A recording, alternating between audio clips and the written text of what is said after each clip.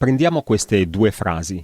Mi compro una macchina nuova, ti compro una macchina nuova. Se volessi mettere queste frasi al passato, probabilmente direi mi sono comprato una macchina nuova e ti ho comprato una macchina nuova.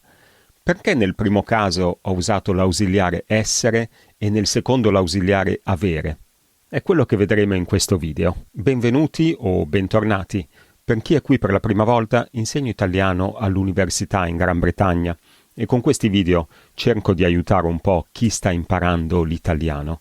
In questo video parliamo dell'uso dei pronomi riflessivi per sottolineare la partecipazione del soggetto all'azione espressa dal verbo. Parliamo di frasi come mi mangio un panino, ci leggiamo un libro, dove il pronome riflessivo serve per dare più intensità al verbo. Prima di tutto, prima che qualcuno mi rimproveri poi nei commenti, è bene precisare che si tratta di espressioni colloquiali, quindi espressioni che possiamo usare in un contesto informale. Ma questo non significa che siano espressioni nuove, non sono una novità degli ultimi anni. Questa è la grammatica italiana dell'uso moderno di Fornaciari, edizione del 1879. A pagina 200 leggiamo: servono, si riferisce ai pronomi riflessivi, servono semplicemente per dare intensità al significato di un verbo. Per esempio, mi vivo contento, ti leggi un bel poema, egli si beve un buon bicchiere di vino. Questa volta non possiamo dare la colpa ai social, era il 1879. Quindi in certe situazioni, quando vogliamo dare più intensità al verbo, possiamo usare con certi verbi i pronomi riflessivi.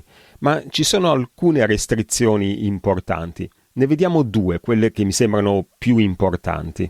La prima è che si possono usare solo con i verbi transitivi. I verbi devono avere un complemento oggetto. Quindi posso dire, per esempio, stasera mi mangio un bel piatto di pasta, ma non posso dire stasera mi mangio, perché quel pronome mi andrebbe a occupare la posizione di complemento oggetto e quindi la frase significherebbe stasera mangio me stesso, che non ha senso naturalmente. Non si può quindi usare con verbi intransitivi, non posso dire mi dormo. Sono stanchissimo, ho proprio bisogno di dormirmi. No, questa frase non è possibile. Potrei però, per esempio, dire sono stanchissimo, ho proprio bisogno di farmi una bella dormita, perché in questo caso una bella dormita è il complemento oggetto del verbo fare. Quindi questo è il primo requisito importante, verbi transitivi, verbi che hanno un complemento oggetto. Vediamo il secondo. Il secondo requisito è che il soggetto deve essere un soggetto agente. Questo sembra un po' più complicato perché le distinzioni poi non sono sempre così nette, ma si capisce abbastanza facilmente a livello intuitivo. Un soggetto agente è un soggetto che compie un'azione, cioè fa qualcosa in maniera volontaria. Per esempio, quando dico Claudio mangia un panino, Claudio è un soggetto agente, perché è un soggetto che sta facendo qualcosa, sta compiendo un'azione, sta mangiando un panino. Quindi in questo caso posso aggiungere il pronome riflessivo e potrei dire Claudio si mangia un panino. Ma, per esempio, con il verbo avere, Claudio non sarebbe un soggetto agente, cioè nella frase Claudio ha una bella macchina, Claudio non è un soggetto agente perché non fa niente, in sostanza. Claudio è lì, in piedi, accanto alla sua bella macchina, ma non sta compiendo un'azione. Quindi in questo caso non posso aggiungere il mio pronome riflessivo e non posso dire Claudio si ha una bella macchina. Quindi per poter aggiungere i pronomi riflessivi con questa funzione di intensificare il significato del verbo, dobbiamo avere un soggetto agente. Queste allora sono le due restrizioni che dobbiamo tenere presente quando usiamo queste costruzioni. Prima di passare alla scelta dell'ausiliare, però, un piccolo consiglio a chi sta imparando l'italiano. Il consiglio è di usare queste frasi con un po' di cautela, cioè bisogna fare un po' attenzione. Quindi il mio consiglio è di limitarsi alle espressioni che sentiamo più spesso. Mi mangio un bel panino, mi leggo un bel libro, mi guardo un bel film, mi faccio una dormita. Espressioni di questo tipo che magari abbiamo già sentito, perché con certi verbi potremmo avere dei risultati un po' strani, non del tutto accettabili, anche con verbi che rispettano quelle caratteristiche, quei requisiti che abbiamo appena visto. Quindi il consiglio è di usare queste espressioni con un po' di prudenza. Ma passiamo all'uso dell'ausiliare e torniamo un attimo alla nostra grammatica del 1879. Oggi abbiamo iniziato con quella che ci piace tanto. Vediamo cosa dice, sempre a pagina 200. Quando le particelle riflessive non sono oggetto del verbo a cui si uniscono, né parte integrante del suo significato, allora non abbiamo il riflessivo. Che cosa intende dire quando dice non abbiamo il riflessivo? Nella pagina precedente ha definito i verbi riflessivi come quei verbi per cui l'azione si rivolge verso il soggetto. Pensiamo al verbo lavarsi, mi lavo, l'azione si rivolge verso me stesso, verso il soggetto, perché lavo me stesso. Questi sono i verbi riflessivi secondo la definizione che ne dà questa grammatica, e poi a questi verbi aggiunge quei verbi in cui dice il pronome riflessivo è parte integrante del significato del verbo. Pensiamo a un verbo come pentirsi. Bene, questi sono i verbi riflessivi. Quando aggiungiamo i pronomi riflessivi a verbi come mangiare, mi mangio un bel panino, ci dice non abbiamo un vero e proprio riflessivo, il verbo non diventa riflessivo, ma la cosa interessante per noi, almeno per questo video, è che prendono però le caratteristiche, alcune caratteristiche dei verbi riflessivi, e sappiamo che i verbi riflessivi richiedono l'ausiliare essere. Mi sono lavato.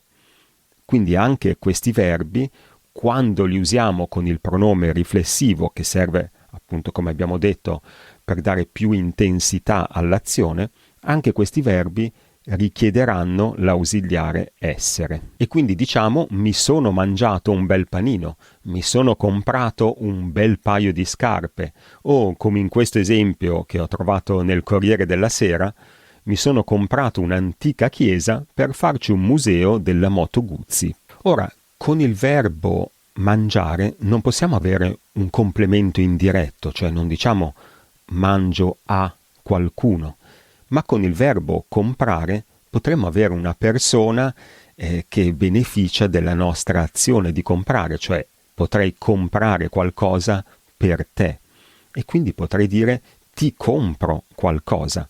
Ora questo pronome ti però non è un pronome riflessivo e quindi non va a modificare l'ausiliare del verbo, e l'ausiliare del verbo comprare è avere, quindi l'ausiliare rimane avere.